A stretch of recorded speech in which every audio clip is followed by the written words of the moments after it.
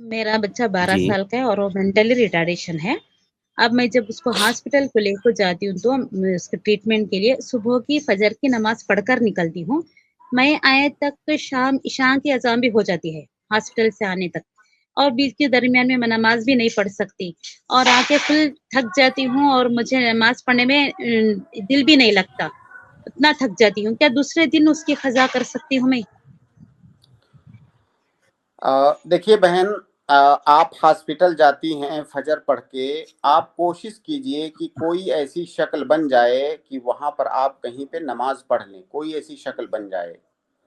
बल्कि अगर ये हो सके कि आप ज़ोहर और असर को एक साथ पढ़ लें, फिर उसके बाद ज़ोहर असर जब आपने पढ़ लिया, आप इशा तक घर आ जाती हैं, तो आप मगरिब को मौखर करके डिले करके रखें और आकर के मगरिब और इशा को घर में जमा कर लिया करें।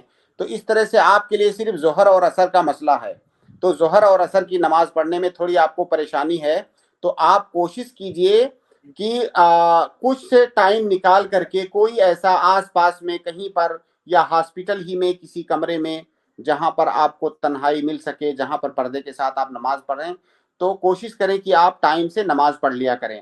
और ख़ास तौर से देखिए, आप हॉस्पिटल एक परेशानी की वजह से जा रही हैं और ऐसी सूरत में तो इंसान को नेक आमाल की और ज़्यादा पाबंदी करनी चाहिए और इससे इंशाअल्लाह आपके मुश्किलात भी आसान होंगे। तो आप कोशिश करें कि आप नमाज पढ़ लिया करें टाइम से, और अगर नमाज छूट जाती है तो उसकी क़ज़ा आपको करनी है। आप जब घर पहुंच जाएं तो आप उसकी क़ज़ा कर लें। गरचे आपको सुस्ती लग रही है, लेकिन आप उसको सुस्ती को नज़रअंदाज करें और आप क़ज़ा कर लिया करें।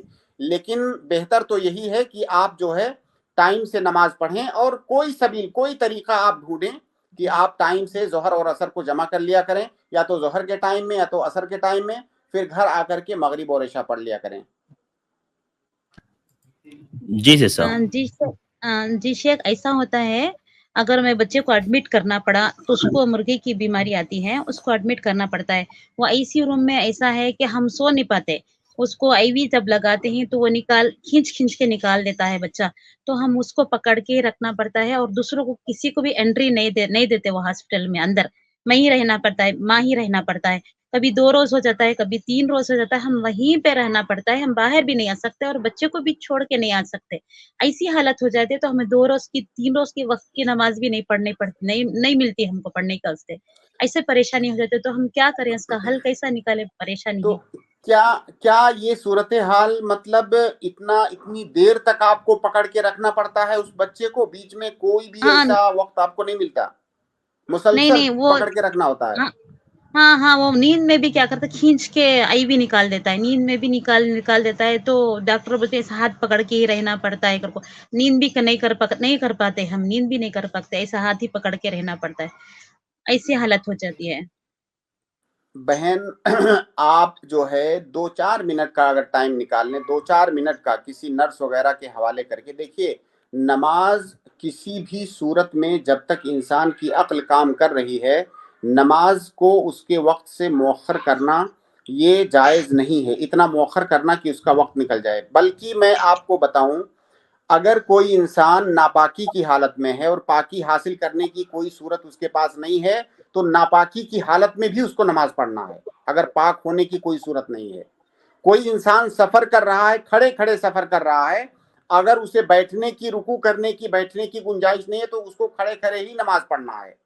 आप जैसे बैठे हुए हैं, कोई इंसान लेटा हुआ है, उठ नहीं सकता है, बीमार है, लेकिन उसका दिमाग काम कर रहा है, तो उसको नियत से नमाज पढ़नी है, इशारे से, नियत से। तो आप इस तरह कोई सूरत, जैसे आप पकड़ के बच्चे को बैठी हैं, आप पकड़े पकड़े भी नियत से, आप इशारे से नमाज पढ़ सकती हैं अगर आप चाहें तो।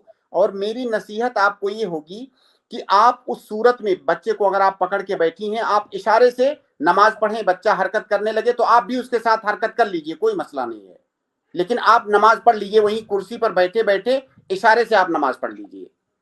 और इंशाअल्लाह इंशाल्लाह। आप यकीन करें, जैसे आप मान लीजिए बच्चे के साथ बेड के करीब में कुर्सी पर बैठती होंगी, बच्चे को पकड़ती होंगी, आप उसी हालत में, जिस हालत में आपने एक हाथ से बच्चे को पकड़ा हुआ है या दोनों हाथ से, आप उसी हालत में इशारे के साथ नमाज पढ़ लें। आपको रुकू करने की गुंजाइश नहीं है, सजदे की गुंजाइश नहीं है, پھر بھی آپ ٹائم مت نکلنے دیجیے, آپ اشارے سے نماز پڑھ لیجیے.